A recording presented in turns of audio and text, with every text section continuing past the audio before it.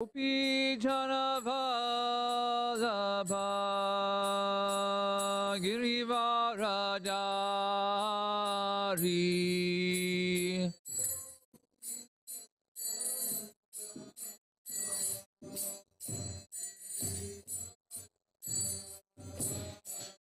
Yashodanandana-braja Ranjana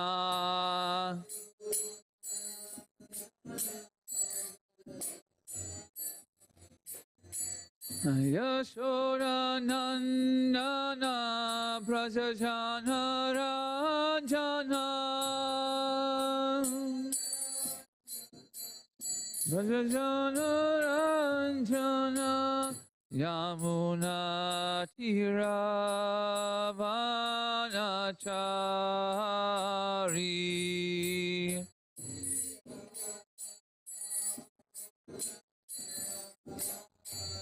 Yamuna Tiravanachari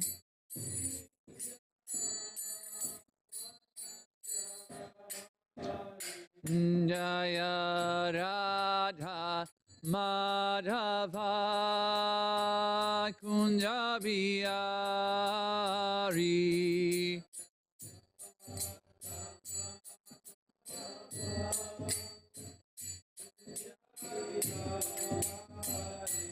Jaya Gopijana Vallabha Girivaradari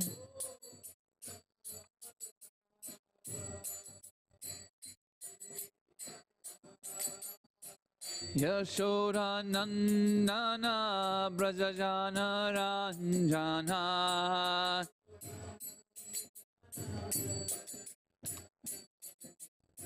Yamuna Tiravanachari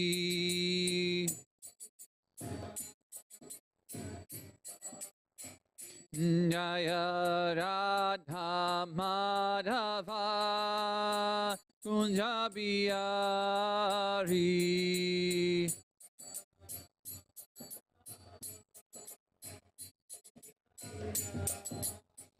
Hare Krishna Krishna Krishna Hare Hare Hare Rama Rama Rama Hare Hare Hare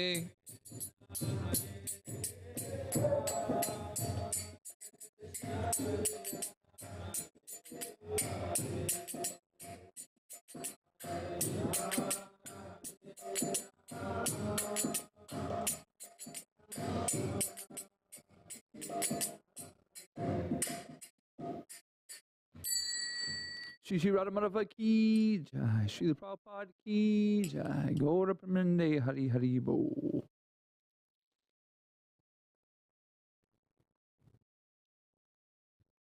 Om Namo Bhagavate Vasudevaya.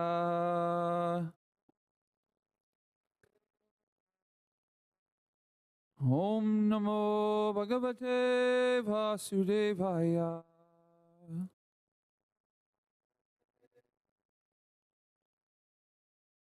Om Namo Bhagavate Vasudevaya.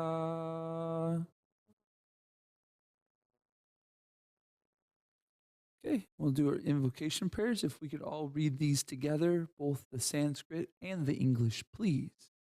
Narayanam namaskritya naram chaiva narottamam sarasvatim vyasyam tato jayam udirayat.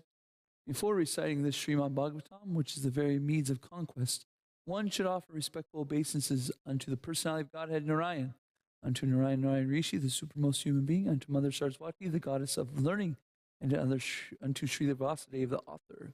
Nasta prayasa vabreshu nityam vatasevaya bhagavati otamasloke bhaktir bhavati naistaki By regular attendance in classes on Bhagavatam and by rendering of service to the pure devotee, all that is troublesome in the heart is almost completely destroyed, and loving service unto the personality of God, who is praised with transcendental songs, is established as an irrevocable fact. Omigan Timarandasya. Please, everybody together. Omigan Timarandasya Gananjana Salakaya Shakshuran Mityam Yena Tasmai Shri Guruve Nama.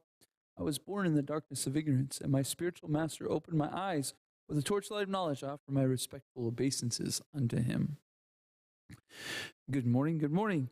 So today we're reading from Canto 3, Chapter 22. We're reading verses 28 through 39, and we'll focus on 32. If we could turn it to 32 first. The topic for today is creating a spiritual atmosphere. So really trying to focus lately on when we give these Srimad Bhagavatam classes, giving a topic or a theme that we can really sink our teeth into, so that when we leave, we can, have something to meditate on throughout the day of, what Srimad Bhagavatam was about and how to apply it into our life. So again, creating a spiritual atmosphere. So if you guys wouldn't mind, those of you who are here, of course, you there are out there on YouTube land, you can also do this. But what I really like to hear from the people here is at the end, what is it that you think you could do to create a spiritual atmosphere in your life? And what you think about the spiritual atmosphere as Svayam Bhuva Manu. Okay, 32. Can you go to the Sanskrit, please?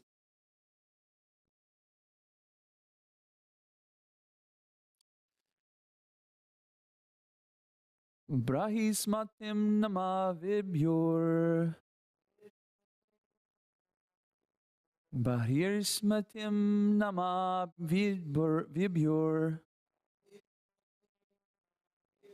Yam nirvisya samavasyat Yam nirvasya samavyasat Tashyam pravisto bhavanam Tasyam pravisto bhavanam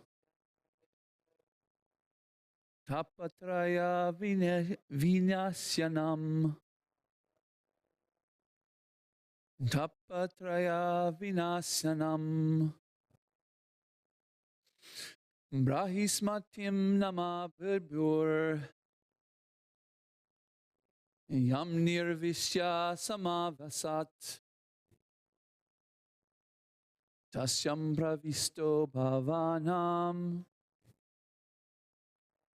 Tapatraya vinasyanam. Please chant. Brahismatim namavibhyor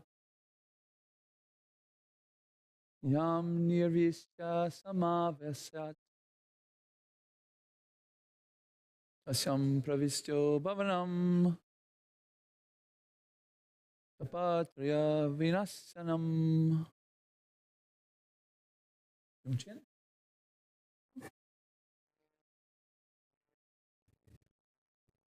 Bahismatim namavibhyor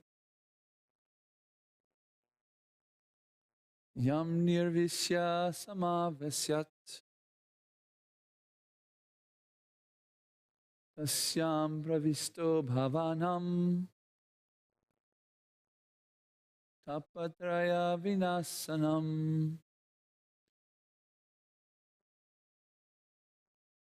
Rasmatim namavibhyor Yam nirvisya samavasat Tasyam pravisto bhavanam Tapatraya vinasanam. Anybody else? Okay, if we can go with the word for word, please. Everybody together, please. Let's go completely through it. Brahismatim, the city of Brahismati.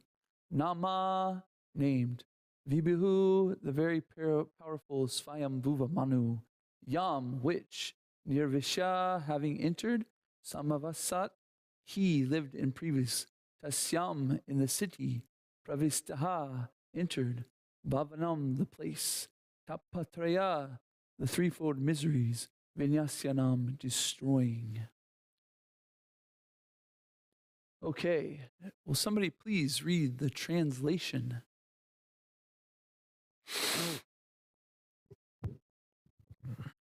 Having entered the city of Barhishmati,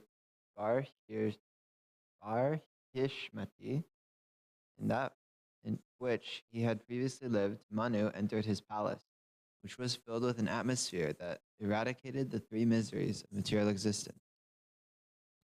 Purport. The material world, or material existential life, is filled with threefold miseries. Miseries pertaining to the body and mind, miseries pertaining to natural disturbances, and miseries inflicted by other living entities. Human society is meant to create a spiritual atmosphere by spreading the spirit of Krishna consciousness. The miseries of material existence cannot affect the status of Krishna consciousness. It is not that the miseries of the material world, completely vanish when one takes Krishna consciousness. But for one who is Krishna consciousness, the miseries of material existence have no effect. We cannot stop the miseries of the material atmosphere, but Krishna consciousness is the antiseptic method to protect us from being affected by the miseries of material existence. For a Krishna conscious person, both living in heaven and living in hell are equal. How Swayambhuva Manu created an atmosphere wherein he was not affected by material miseries, it is explaining in the following verses. So we hear of this atmosphere, this Svayambhuva Manu has, that he can go to, that is not affected by material miseries. We hear Srila Prabhupada in the beginning of the purport mentions what the three main material miseries are. What were those, Jose? By natural forces, Natural forces, by our own mind and body. And the last one is inflicted by others. Inflicted by others.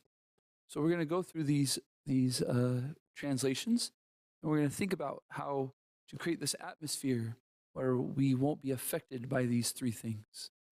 Okay, let's go to 28 and start reading the translations there, please. Text 28. Overjoyed to know of his arrival, his subjects came forth from Brahmavarta to greet their returning Lord with songs, prayers, and musical instruments.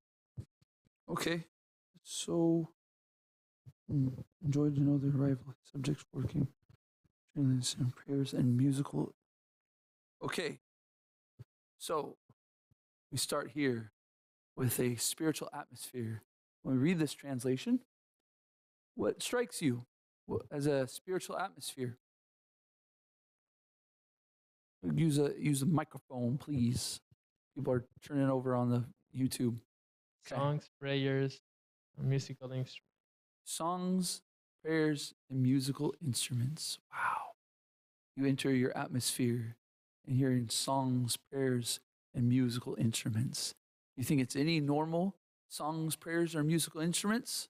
No. No. They're probably what are they? What kind of songs, prayers, and musical songs.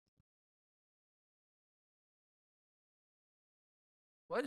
Worshiping songs. Worshiping songs. Very nice. Anybody else see something in this translation that reminds them or speaks of a spiritual, not a material atmosphere, a spiritual atmosphere? Oh. Overjoyed to know of his arrival. So his citizens are overjoyed by his arrival. Why? Why are they overjoyed by his arrival? It's the returning of the Lord. Their Lord? Yeah, the Yeah. emperor, right? Yeah. The Lord with a small L, right? Not the capital L. So yes, spiritual atmosphere is one that devotees are so gladdened to see their devotees of the Lord, right? And the emperor, Swayambhuma Manu, is a representative of the Lord in this situation. So when his citizens see him, they're seeing this great devotee, this great example of how to worship Sri Krishna. So in a spiritual atmosphere, we also can understand that just because somebody's a king or not a king or whatever position, we should be happy to see the devotees of the Lord. I heard it's actually, I don't know, it's actually, I don't know about exactly offensive, but it's impious that when you see a devotee of the Lord, you're not overjoyed. So when you see devotees of the Lord, we should be smiling, happy, very, very lucky to see somebody who's carrying Lord Krishna in his heart. Okay, let's go to 29.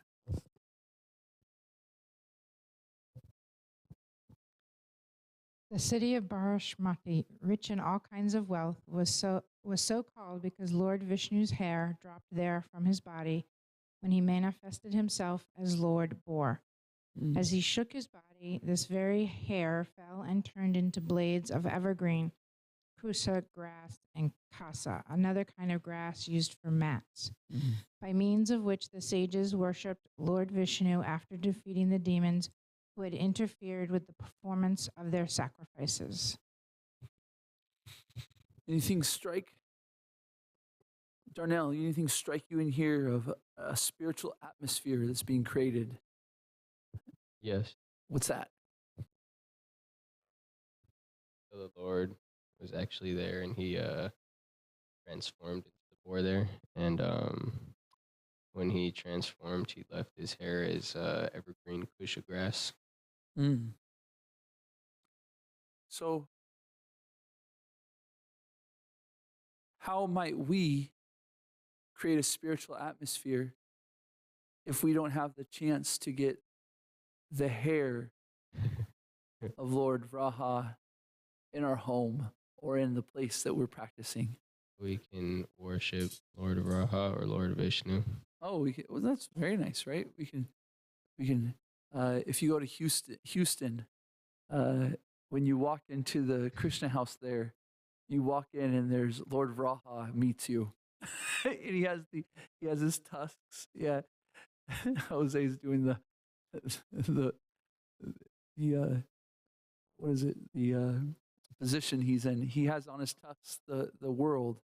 And so you can install Lord Vraha into your home, right? A Krishna house there.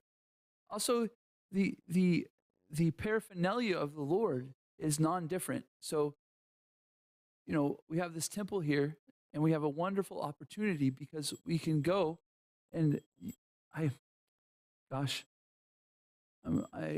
don't completely 100% hold me accountable for this, but I'm pretty dang sure that if you went to one of the pujaris and said, "Hey, may I have a flower from the altar?"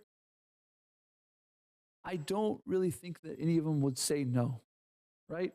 Sachi Sutta, you're on the altar and somebody asks you for a flower from Krishna. Would you give them to him from the altar? Huh? They need a flower from the altar of Krishna. Would you offer, as a pujari, would you give them one of the flowers? Yes, see? So we can take some kind of paraphernalia from the Lord, from his altar here, from Radha Kalashanaji, and we can take it to our house. And it's non-different than the Lord. So it's non-different than the hairs from Lord Vraha's body. So we can take some kind of paraphernalia from the Lord and put it into our house, and our house also becomes spiritualized. One thing that I thought was interesting here is that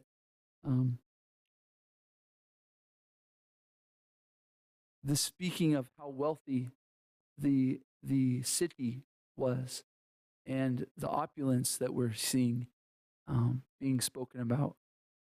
And if you read in the Bhagavad Gita that the opportunity given to the devotee who doesn't quite meet their destination, that might fall a little bit short, there's an understanding that he either is born into a wealthy family or aristocratic family, right? Or if they've been performing yoga or devotion or service for a long time and don't meet their destination, then they're born into a transcendental family, right? They get a chance to be born and pick up right where they left. So you can see that this kind of atmosphere right here in the city is a city where you can see a person who is a great yogi or a great devotee who doesn't quite meet that destination can be born in and have an opportunity to continue forward. Okay, 31 and 32, please.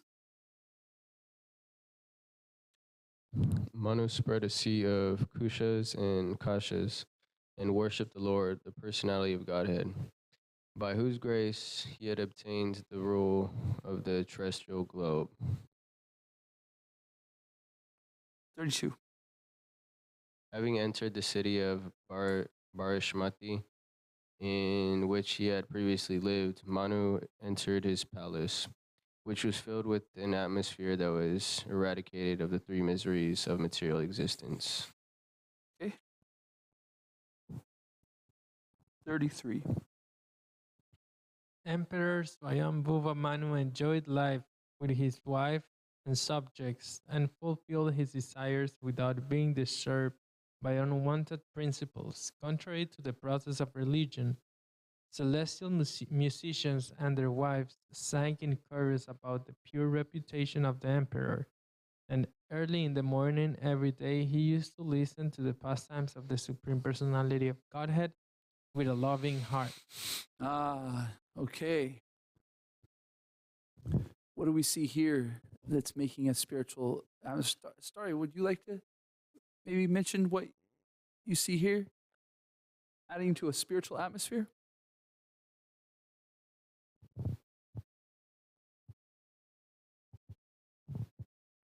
The celestial musicians and they're singing. So I think of kirtan and singing, worshiping. So they're doing kirtan songs. like all the time, basically at the city, every right? day. See, the Prabhupada mentions in the purport that they would do kirtan in the morning and wake everybody up, and then at night when everybody was falling asleep, they'd be doing kirtan. So you could, how might you do that in your world? Do you have a bunch of celestial singers ready, in your home to sing? Maybe not, but what could you do? Yeah, you got a phone, right? See, we've got such a great opportunity to use all of this energy, all of these things in this world for Krishna service.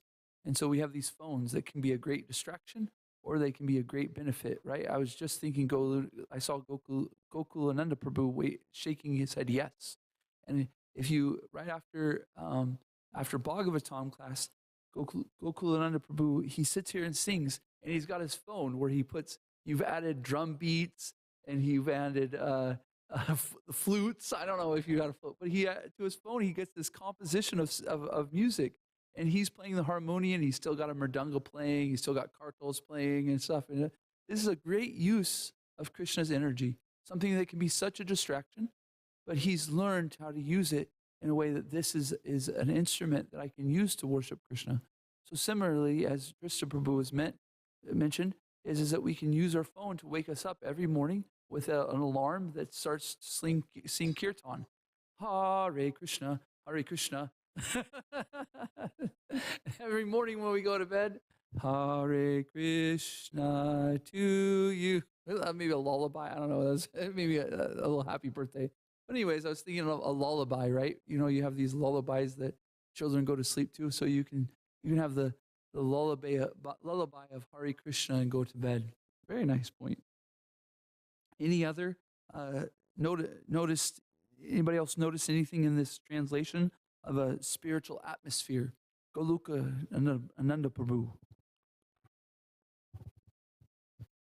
As the first couple lines talk about, it reminds me of the verse in Bhagavad Gita that says, Dharma aviruddha kamusmi bardashava. I am the sex life which is not contrary to the principles of it. Mm.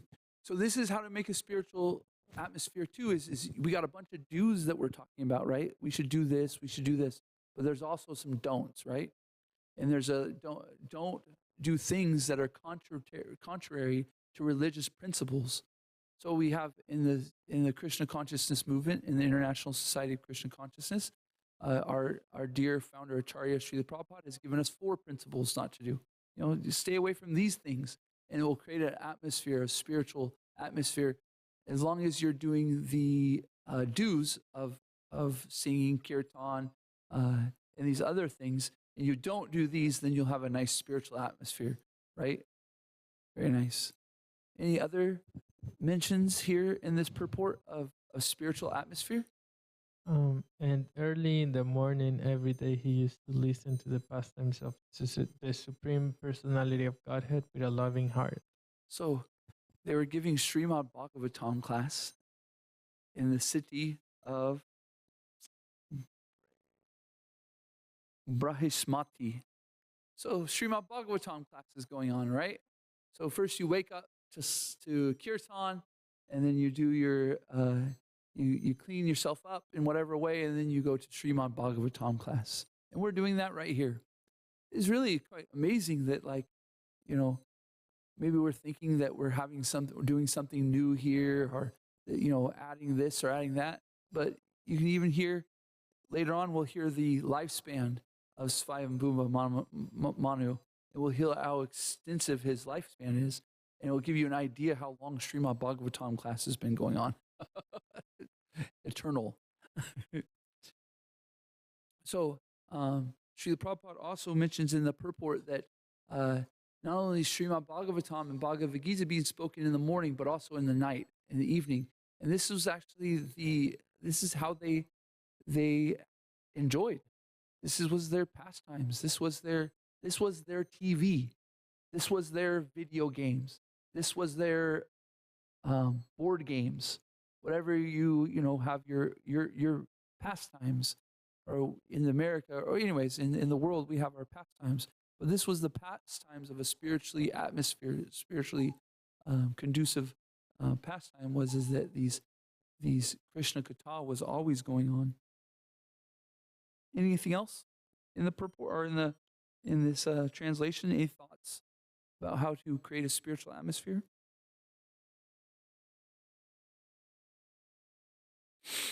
Yes, Prabhu. Srila Bhaktisiddhanta Saraswati Thakur used to say that on waking up in the morning, one should beat one's mind with the shoes, and before going to bed, beat it with the broomstick. So this is one of the ways, to follow that instruction, by listening to the pastimes of the Lord on waking up and before going to bed, like Srila Prabhupada used to say, before going to bed, one should hear Krishna Katha, read the Krishna book. Yeah, we can use our phones also. Like these Srimad Bhagavatam classes are recorded every day and stuff. If you don't get to hear it in the morning, you put on your own lecture and you're driving your car and you put on whatever lecture or this, that. And when you come home, you can put on Srimad Bhagavatam again. It's quite amazing how much resources we have for us. And, we could use the excuses of oh, well, this, and this. No, the tools for us to be Krishna conscious and create a spiritual atmosphere are there. We just have to be very determined in using them properly. Srila Prabhupada mentions in the purport also about Mangal Arti, about starting in the morning off and with Kirtan and Arti. Okay, can we read 34, please? Thus, Swayambhuva Manu was a saintly king. Although absorbed in material happiness, he was not dragged to the lowest grade of life, for he always enjoyed his material happiness in a Krishna conscious atmosphere. Any thoughts on this verse right here about how to create a Krishna conscious atmosphere? Yes, Prabhu. The verses in Srimad Bhagavatam says, Akama sarva kamo moksha kamodar. Whether with or without material desires, one should intensify, I'm just paraphrasing, intensify one's devotional service. So here, what we can understand is, it's not that material happiness is totally condemned. Even if somebody has material desires, still it could be fulfilled in Krishna conscious way. Yeah, this is a great point, because we understand from Bhagavad Gita that by not quite meeting our destination, we're going to be put in a pretty good situation, right? And so why would we condemn being in a wealthy family? No, it's actually my benefit to be in a position that I'm very well taken care of, so that I can not focus more on getting more of it, but I can be taken care of nicely and use it in Krishna's service. So the Krishna consciousness movement isn't about being poor. It's actually about being very wealthy, very, very wealthy. Not only in the wealth of riches, which some people might, but we're talking about friendships. We're talking about the wealth of intelligence. We're talking about so much wealth here that we have available to us. The wealth of being happy, right? Being actually satisfied. The wealth of great food in the form of prasadam. It's actually it's incomprehensible how much wealth we actually have in this Krishna conscious movement. And sometimes we get into a point where we start looking at other people and seeing what they have, or you have this or have that. But then if we take a moment to take a deep breath and sober up, we can say, oh my gosh, look at what I have. Literally you can come to this temple each morning and have breakfast. It's quite amazing. Any thoughts on that particular? Yes, Gokula Nanda Prabhu. Wealth that we have in Krishna consciousness. So I was thinking the best wealth is goodness, because Krishna says in Gita, goodness leads to happiness. So this is the point that is missed out in the outside world, because they want to go after the happiness which comes in the beginning and results into misery in the end. Whereas here, like morning program and so many other austerities, right? So there is austerity in the beginning, but it ends into the real happiness. I was thinking this morning, not only me, but I could see just in general, there's kind of these cold weathers coming out and people are a little lethargic, But once you start getting up, you do some kirtan, you start reading a little Srimad Bhagavatam, the senses start to wake up and you're like, oh yeah, this is nice. Okay, this isn't just an austerity or just punishment. You having to wake up early and this and that. No, the senses start to wake up, start to shake off last night's candy. If you were a Halloween trick or treater, I made have a few pieces of candy. Ain't gonna lie. Anyways, so yeah, you start shaking it off and reading some, letting the intelligence start to kick in, and the senses start to wake up, and they're automatically engaged in Krishna consciousness, and so it really starts the day off nicely, right? Any other comments, or we'll move to these last few translations. These last few, we're going to read 35 through 39, and we'll just go all the way through it, and then I'll have a few comments on them. So if somebody can read these 35 through 39, please, Starry.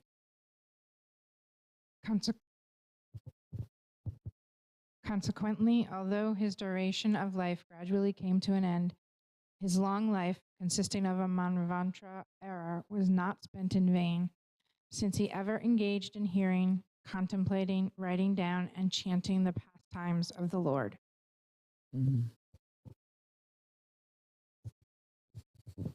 He passed his time, which lasted 71 cycles of the 4 ages, 71 times 4,320,000 years, always thinking of Vasudev and always engaged in matters regarding Vasudev, thus he transcended the three destinations.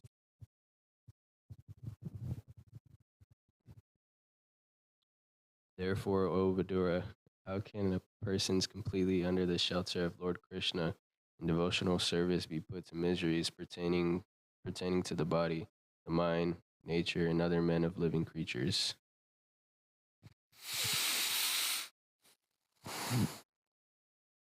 In reply to questions asked by certain sages, he, Swambhu Manu, out of compassion for all living entities, taught the diverse sacred duties of men in general in the different varnas and ashramas.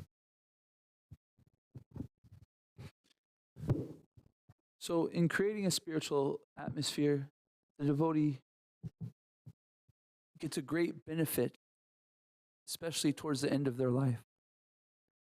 So, when we have these nice, fresh bodies and they're alive and able to gratify, being able to fully taste the gratification of the senses, it's very easy to get distracted, from this or that.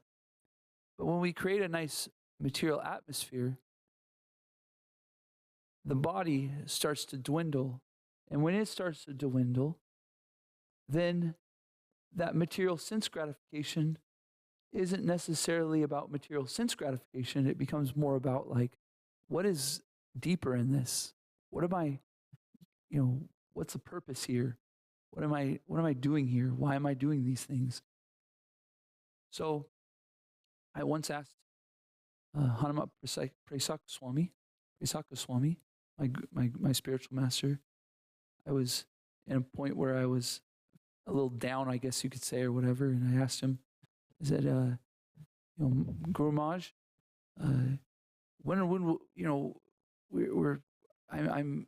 I'll talk about myself. I kind of opened it into an open-ended question, but in sense, here's what it was.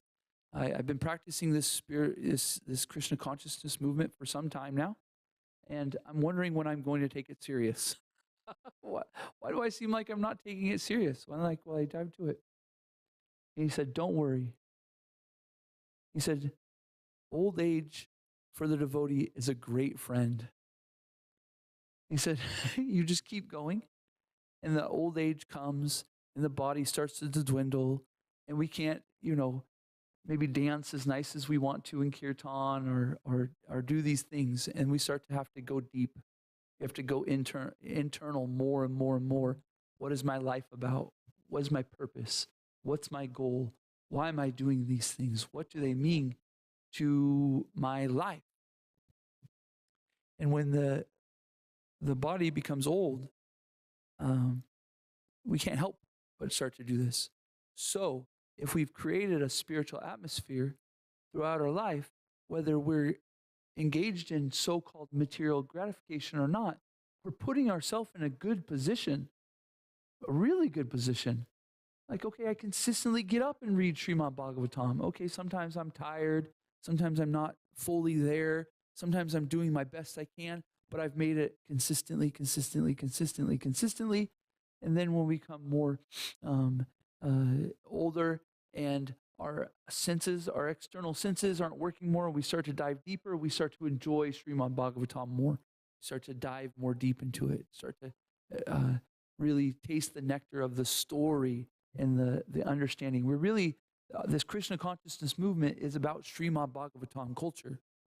Sometimes we hear people say Vedic culture, and I'm not saying that's wrong, but I'd like to at least emphasize that we're more about Srimad Bhagavatam culture. Why am I saying this? Because look at our next book that we read after Srimad Bhagavatam. What's that book called? What's that? Chaitanya Charitamrita, right? And what is Chaitanya Charitamrita? It's the activities of Lord Chaitanya doing what? interacting as devotees in what culture? Srimad Bhagavatam culture. They've read Srimad Bhagavatam, they're appreciating it, and they're living Srimad Bhagavatam culture. This is Chaitanya Charitamrita.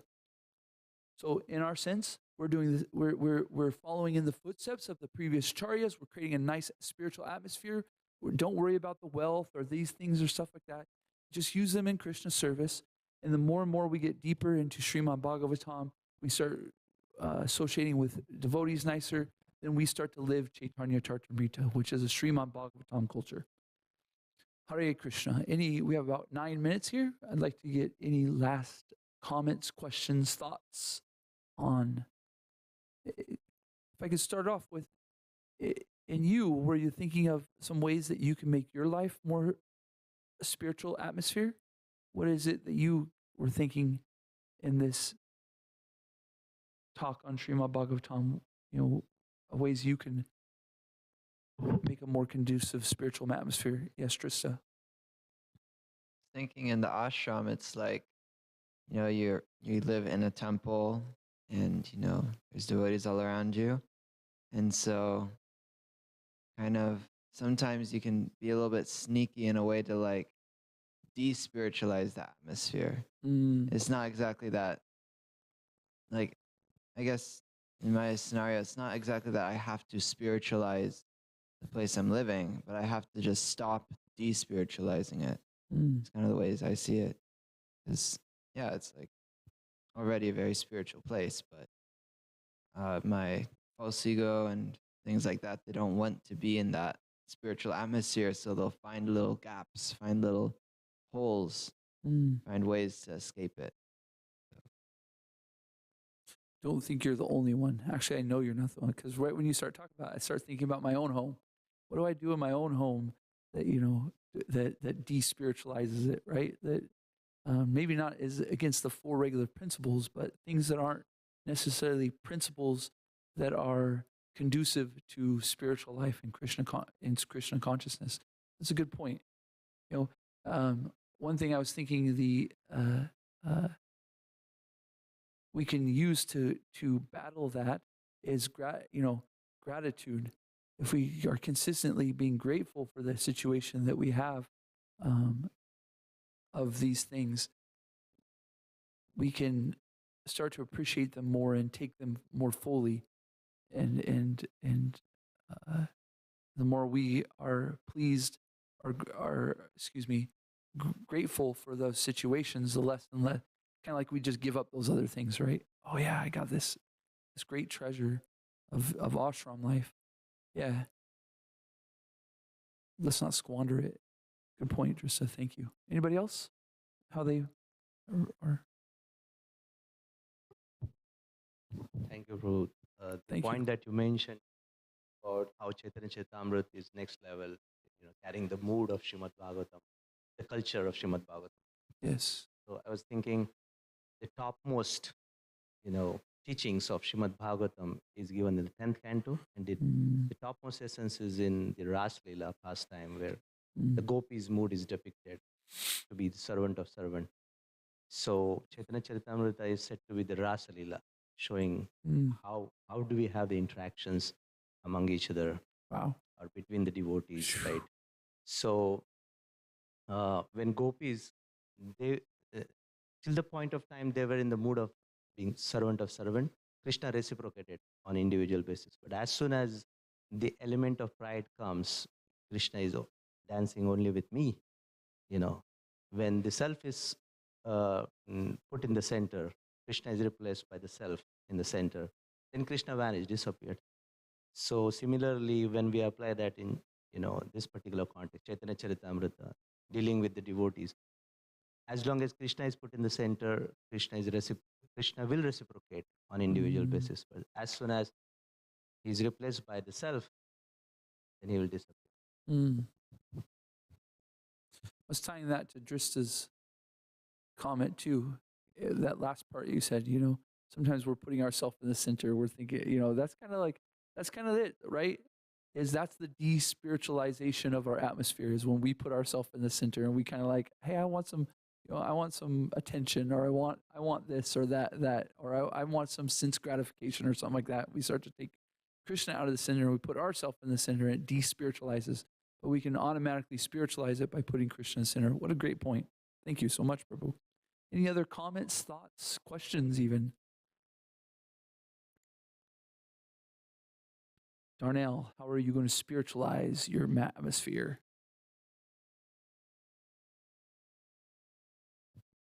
You've been put on the spot. I guess I would say that you could just take out the sense gratification, but that comes with time. Being a devotee, we're born in this material world, and especially in America, where it's just all about sense gratification. So it's not like we're gonna like snap our fingers and be like pure devotees. So I think it just takes time to do that. But I feel like every one of us here, we all live in a spiritual atmosphere. Just have to be more disciplined to our practice and stuff like that. It's put as being put an iron be put in the fire.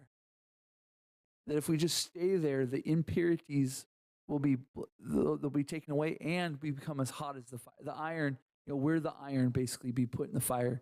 And sometimes I even picture that, like I'm in this fire, and it's just like, just stay in it, just stay in it, just stay. Even if it feels kind of like, I'm not saying this is exactly what you're saying, but I'm just my point is stay in that spiritual atmosphere, because the impurities get cooked away, they get burnt away, and eventually over time we become just the quality of the iron.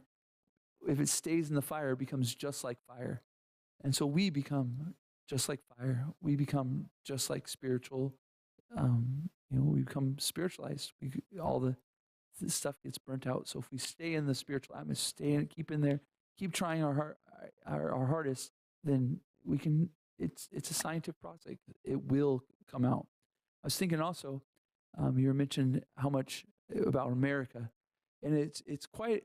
We talk about the devotees who don't meet their destination. We kind of mentioned it earlier, and so they get a nice birth where they can regain spiritual life. If you're born in America, for the most part, I'm not saying all of it, you got a pretty opulent birth, to be honest with you.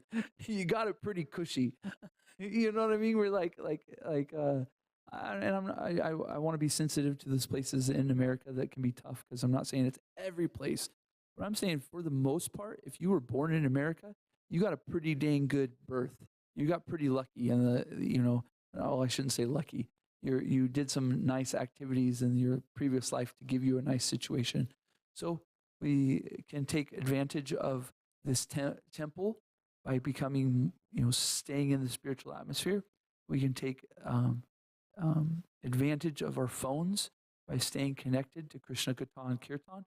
We can take advantage of the people who are around us by continuing to build those relationships and being happy when we see each other as devotees. And maybe even live in a nice house that's almost $1 million, and a very beautiful house that you can use to clean up and keep it nice for your spiritual progress, spiritual life. We got one more minute. Any Drista Dumna Prabhu? I appreciated your point on staying in the fire. Sometimes, I know there's kind of I would hear kind of two perspectives in that.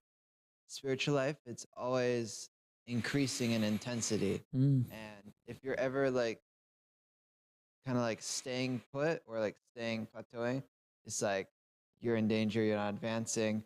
Your austerities have to always be getting higher, and like you have to always like be doing this and do more. And while that is true, there's also the other perspective that some other devotees have, in that just stay, just survive. If you just keep doing it, it'll all work out. You will become purified. Yeah. So I find that to be kind of reassuring.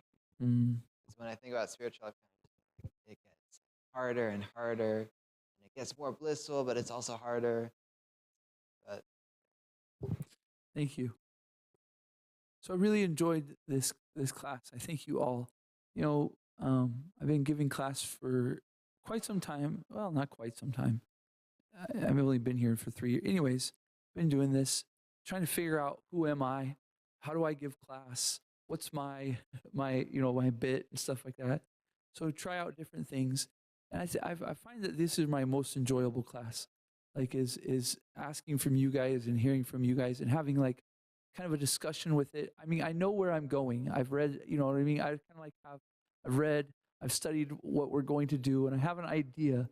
But when I share it with you guys, I really enjoy it. So I thank you guys so much. Like, like I said, I'm trying to figure out, what's best for Nanda-braja giving class. Who am I when I give class? Am I intellectual or am I, I'm definitely not that. I'll tell you right now. Just listen to me. Just listen to me do the Sanskrit. You're like, whoa. Anyways, but who are we? How do we use our nature? How do we use who we are to have nice Srimad Bhagavatam class? And since we and we grow that, right, in so many different ways. Who am I? What's my nature? What's my service in the sense of not just Srimad Bhagavatam, but in my life? Who am I with the devotees? How am I serving Srila Prabhupada's mission? How am I doing it? How, with the gifts and my perspective and my, attitude, how am I serving? And the wonderful thing is if we stay in the fire, we get to understand more and more and more about ourselves, and we get to refine that, refine that service. And yes, we'll see from other devotees, oh, I see Prabhu does it like that. I see that Prabhu does it like that. Maybe I should try that. And so we give it a try, and sometimes it works and sometimes it doesn't. But as long as it's an attempt to understand who you are more and how you come show up as a devotee, then it's part of the venture. So thank you all. That's Srimad Bhagavatam class. Srimad Bhagavatam ki jai. Srila Prabhupada ki jai. Gaura Pramanande Hari Hari Bol. Please accept my humble obeisances. Vanche kalpatrubhischa. Kripa sandhu bhevacha. Patitanam bhavani Vaishnavi bhyo namo namaha. Antikoti Vaishnava Vrindi ki jai.